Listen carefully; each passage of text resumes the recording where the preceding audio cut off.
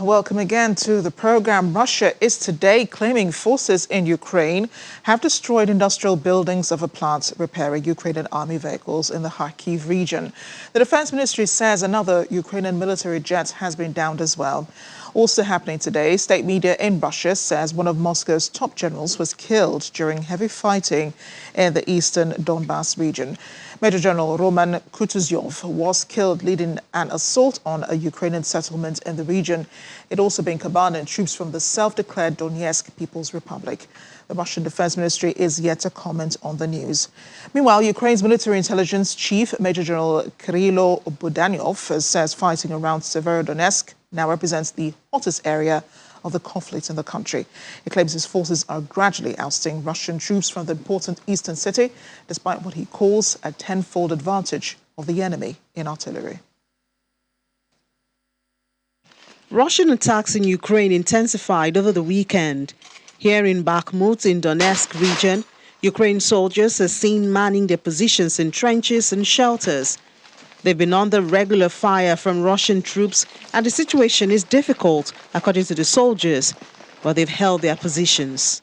Russia has concentrated its forces in recent weeks on the small eastern industrial city of Severodonetsk, pursuing one of the biggest ground battles of the war in a bid to capture one of the two eastern provinces, Luhansk and Donetsk, it claims on behalf of separatist proxies.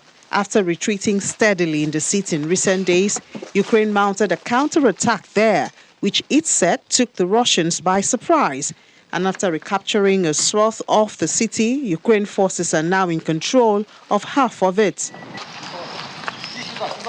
A few kilometers south from Severodonetsk in the city of Lysychansk, where Russian shelling has destroyed residential buildings and infrastructure.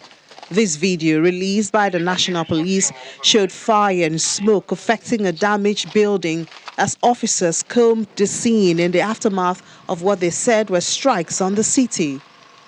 The Ukrainian National Police said in a statement on social media that Russian occupying forces shelled the center of the city with artillery. The police said a humanitarian aid distribution center where more than 40 civilians were permanently sheltered was burnt to the ground. President Zelensky was in Lysychansk and Soledar on Sunday after meeting troops in Zaporizhia. Same Sunday, Russian forces struck the Ukrainian capital, Kyiv, with missiles. For the first time in more than a month, dark smoke could be seen from many miles away after the attack on two outlying districts of Kyiv. Ukraine said the strike hit a rail car repair works, and Russia said it had destroyed tanks sent by Eastern European countries to Ukraine.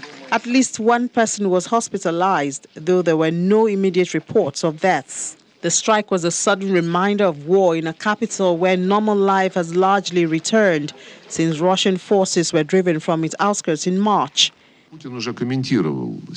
While Russia promises to strike new targets in Ukraine over the U.S. supplying Ukraine a long-range rocket, it says it is interested in talks with the United States over nuclear arms, but that negotiations are unlikely to take place at this time. Russia also says it would respond to Western deliveries of long-range weapons to Ukraine by pushing back Ukrainian forces further from Russia's border. Foreign Minister Sergei Lavrov said to reporters that the longer the range of weapons that the West supplies, the further they will punch back the line from which neo-Nazis can threaten the Russian Federation. The UK earlier said that it would be sending its first long-range missiles to Ukraine. It comes just a week after the U.S. said it will also be supplying a rocket system to Ukraine. The UK government says the Ukrainian military will be trained on how to use the M270 multiple launch rocket system launchers in the coming weeks. Russia claims it is working to rid Ukraine of Nazis, a claim that has been dismissed by Kyiv and Western nations as baseless. The VOA's Anna Chennikova joins us now from Kyiv, which we said earlier came under attack on Sunday. Anna, great to see you. Have there been any more attacks in Kyiv since yesterday?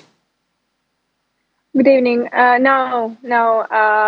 Today it was a very long, more than 3 hours air raid siren, starting at 10 o'clock in the morning and ending after 1 p.m. local time, but nothing else was happening today in Kiev. Yesterday at 6 a.m. local time, there were four explosions, heard very, very loud explosions, and they were heard around the city. It was in the left bank of the city of Kiev, and it was quite, shocking for Kiev citizens because, as you correctly said,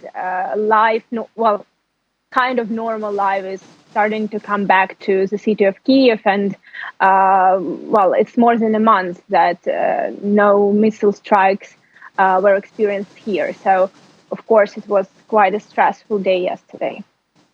The Russian President Vladimir Putin has warned about striking new targets if the U.S. supplies Ukraine with those longer-range rockets, as promised by President Joe Biden last week. How is the Ukrainian government responding to the threat?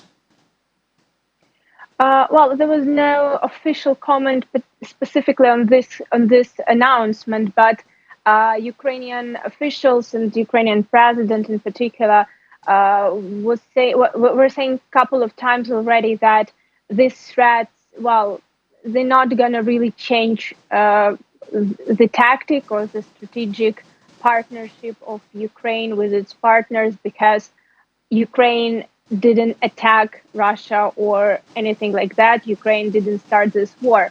So Ukraine is defending, and it's not only defending itself, it defends basically, the whole Europe. And this is not even under the question that military support is needed and military support is wanted. Saying honestly, it doesn't really seem that any airstrikes or missile attacks could stop Ukrainian government from a partnership with West and with the US in terms of military support and military equipment. Ukraine is waiting for more, and especially for the long range systems, rocket systems, and this is something which was already confirmed by the US and today by the UK. So we know that Ukrainian soldiers are already training to use them, and everyone expected them to come to the front line in the next couple of weeks. And of course, Anna, these rockets are being supplied to Ukraine based on the promise that Ukraine will not use them on Russian targets. But is the Ukrainian government thinking about storage, knowing how much the Russian government or Russian forces have been targeting Ukraine's weapons storage across the country? It's definitely no information on that. It's secret information. So honestly, no idea where they could be stored. I think that they're going to be different places. Even more, I think that, as we know that at least 4 rocket launcher systems would be received in the nearest future. And it looks like they will go directly to the front line, so it's not going to be stored anywhere. But of course, we're never going to get this information. The official information out in terms of storages. But what we definitely know, and this was again confirmed by the Kyiv officials and by the Ukrainian government, that the plant in Kyiv that was under the attack yesterday, it was. It's rail infrastructure, so it's carriage repair plant. And Russia claims that this was a storage for West equipment. Ukrainian officials assured that it was not, and even invited journalists to have a look to see that no equipment was there. To be honest, I don't really think this is the best storage that Ukrainian government could use. And there is no information about any of the equipment that was destroyed at the plant. So it looks like it was nothing there. And of course, in terms of storages, it looks that a lot of equipment goes directly to the front line. So not particularly storage in big amounts somewhere in particular place. Yeah, the front line where President Volodymyr Zelensky has been visiting most recently. He was in Kharkiv yesterday, wasn't he? And there have been renewed attacks in Severodonetsk and in surrounding cities. We're learning that there is much bombardment going on in the east of Ukraine. Talk to us about that, Anna. Severodonetsk remains the most hot point at this moment. Severodonetsk, so situation is changing very fast, and situation is changing in every minute. What we know that over the weekend there were very heavy battles going on. We know that at one point Ukrainian forces pushed Russian army away and was controlling half of Severodonetsk. But yesterday, so closer to the evening, situation changed again. And for the moment, we know that Ukrainian forces are controlling industrial part of the city. However, there were a couple of confirmed successful counterattacks by Ukrainian forces. So for the moment, Severodonetsk remains a really heavy battlefield. Very strong defense we can see from the Ukrainian forces. Russian forces do not succeed in proceeding. So basically, for the moment, as what we know again from the latest reports, the forces are remaining at the same positions they were. So during the day, there are just fighting from the position that both sides have, have kind of settled as control. What we also know that President Zelensky yesterday was at Lysychansk, and Lysychansk is basically the next city after Severodonetsk, which would be a target for Russian forces. This city is under Ukrainian control, and the city is located up the hill. So it's in terms of logistics, it's on top, and it's very it's a big advantage for Ukrainian forces for the moment. It's just to understand it, it's just the hottest spot for the moment. Russian forces concentrated all of their resources there, and also what we know that there are much more Russian forces than Ukrainian forces there. But again, according to the Institute of War Studies, Ukrainian forces show incredible defense, and they actually stopped pretty much Russian forces from developing in the area. But again, we have to see, because there is still a high risk that Russian forces would control Severodonetsk. However, even if it happens, it will take them much more time than they expected, and that what was expected even last week.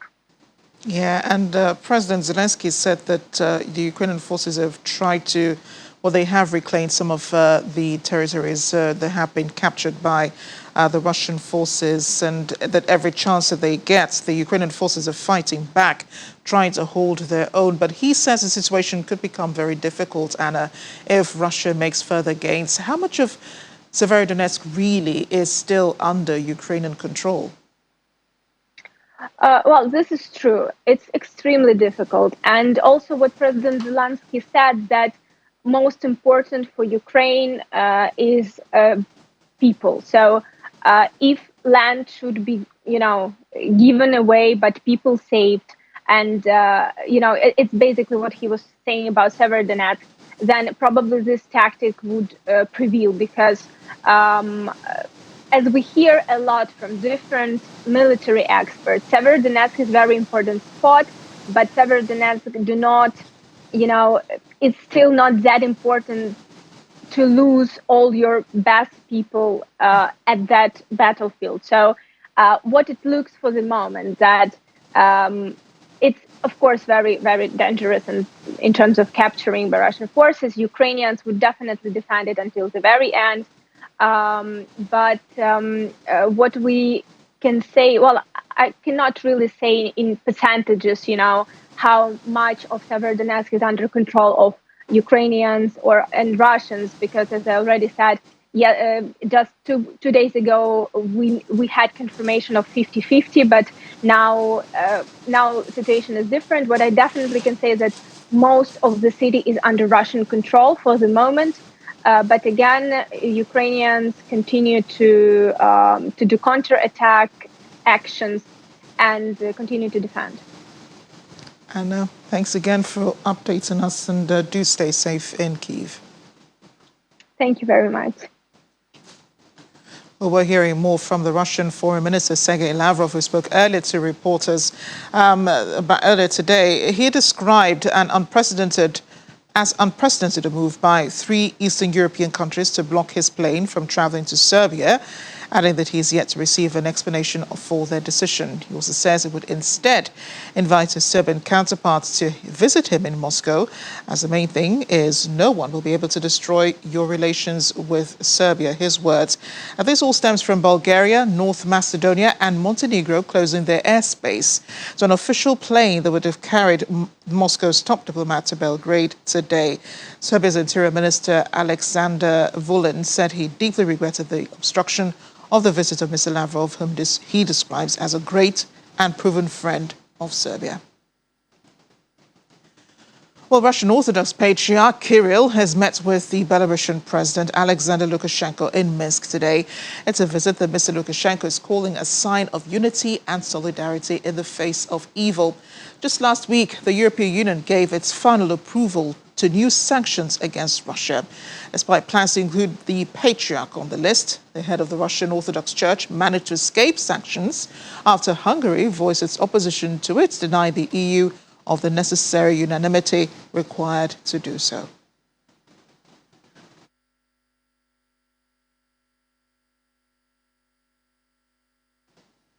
Now, Director General of the International Atomic Energy Agency, Mr. Rafael Grossi, says is working on a mission to the Russian-held Zaporizhzhia nuclear plant. He made the comment while speaking to the Board of Governors of the agency in Vienna, saying it is vital that Ukraine be able to continue to fulfill its safeguard obligations unimpeded. International mission was requested by the Ukrainian government via letter asking the IAEA and the UN to intensify their efforts to free the Zaporizhzhia plant from the Russians and return it under full control of Ukraine as soon as possible. Of course, I must say that whatever we would do at Zaporizhzhia is something that the agency alone is going to be doing when it comes to safeguards or safety or security activities. This is part of our legal relationship with Ukraine. So we cannot invite others, third parties to. But there has been some discussion. I cannot reveal everything because I'm still in the process of consulting with Ukraine and also Russia, that there could be some international presence to add on to the team going there. There are safety standards that may apply to conflict situations, but there are no safety standards under a title war. There's no new safety standards that have been started since the Ukraine war? Okay. No, good. No. And the problem here is that Iran needs to continue working with us. They have a very important, very ambitious nuclear program, as you know, and now their declarations are in question, because there are loopholes, there are doubts which are relatively important. So I think it's in their own interest to clear this in order to continue. There is no other way, to be honest, there is no other way.